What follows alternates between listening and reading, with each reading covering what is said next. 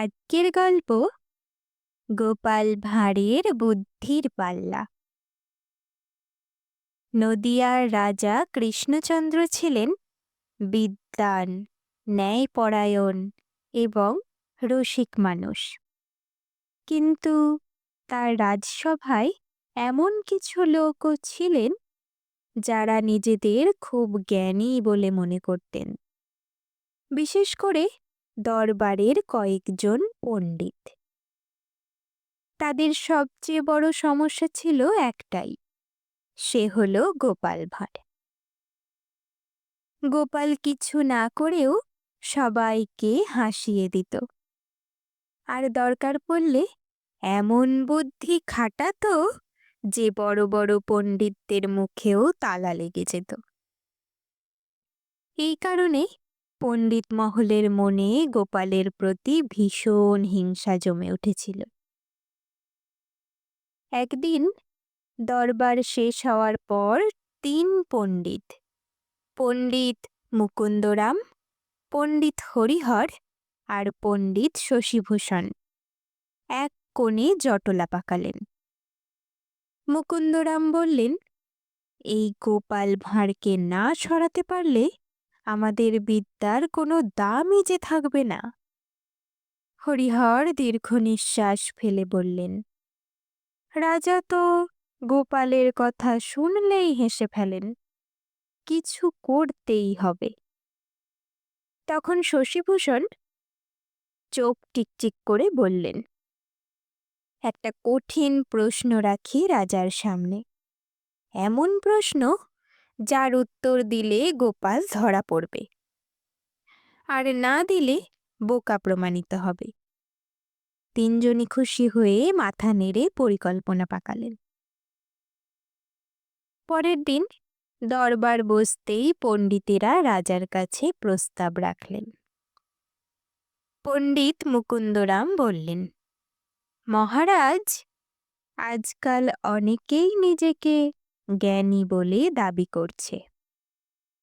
কে আসল বুদ্ধিমান সেটা তো প্রমাণ হওয়া দরকার।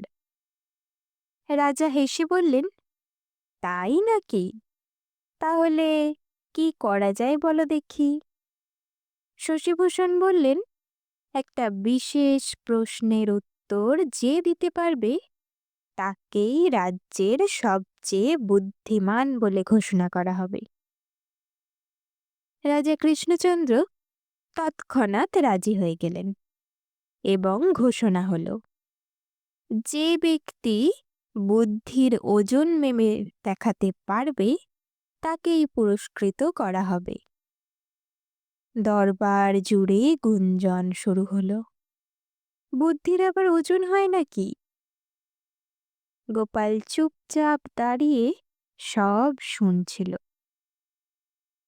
দরবার ভাঙার পর সবাই যখন আলোচনা করছে, গোপাল নিজের মনে মনে বলল, বুদ্ধির ওজন?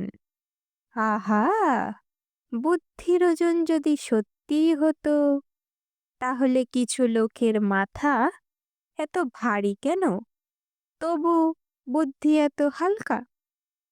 সে হেসে ফেলল।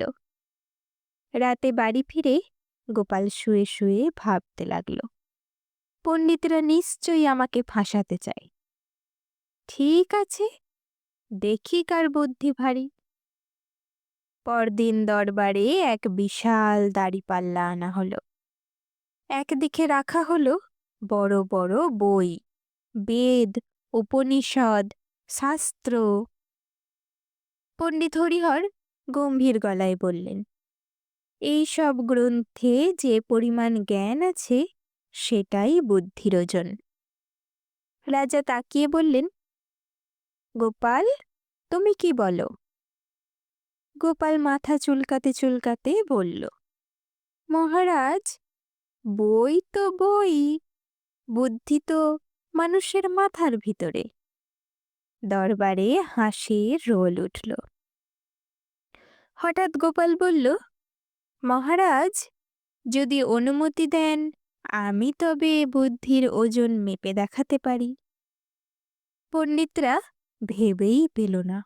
গোপাল বলল, একটা থলি আনুন দেখি। থলি আনা হলো।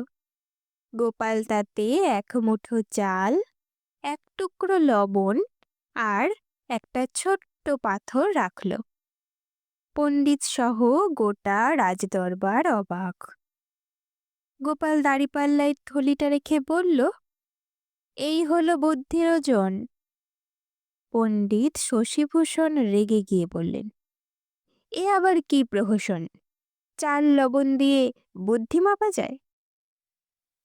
গোপাল শান্ত গলায় বলল, চাল না থাকলে পেট চলবে না, লবণ না থাকলে স্বাদ হবে না, আর পাথর না থাকলে মাথা ঠান্ডা রাখতে শিখব না।